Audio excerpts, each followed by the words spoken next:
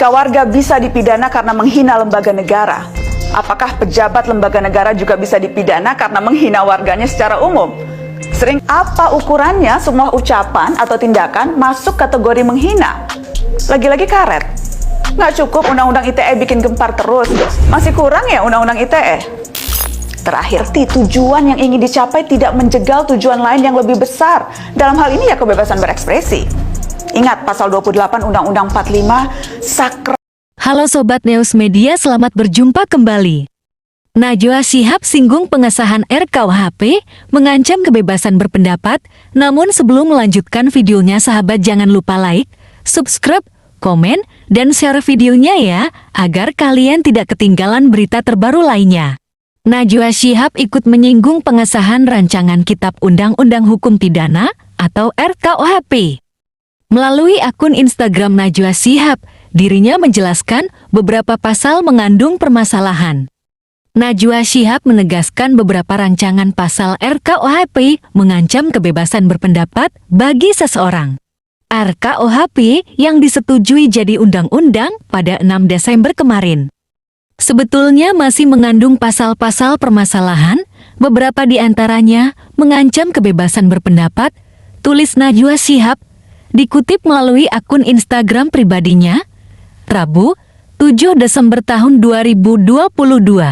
Menurut Najwa Shihab, negara Indonesia sebagai paham demokrasi seharusnya tidak membungkam pendapat seseorang.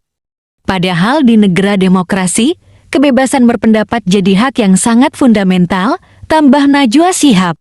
Najwa Shihab mempertanyakan pengesahan RKUHP akan menyulitkan masyarakat menyuarakan hak dan pendapatnya. Bagaimana bisa kita menyuarakan dan memperjuangkan hak-hak lain ketika negara ini luput memenuhi? Tegas Najwa Shihab.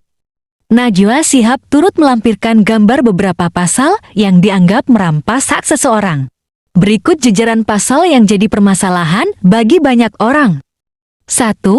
Pasal 240 ayat 1 penghinaan kepada pemerintah atau lembaga negara. 2. Pasal 218 penghinaan kepada presiden. 3. Pasal 256 demonstrasi tak boleh onar. 4. Pasal 263 ayat 1 pers dan berita dianggap bohong. 5. Pasal 188 ayat 1 larangan penyebaran paham selain Pancasila. 6. Pasal 408 larangan menunjukkan alat kontrasepsi pada anak. 7.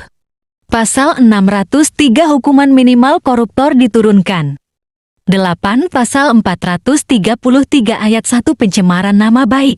Najwa Shihab juga menyerukan agar RKUHP dikaji ulang dan terlebih dahulu sebelum diketok palu. Sebelum pasal-pasal bermasalah itu dihapus atau direvisi, pengesahan RKUHP harus ditunda, kata Najwa Shihab.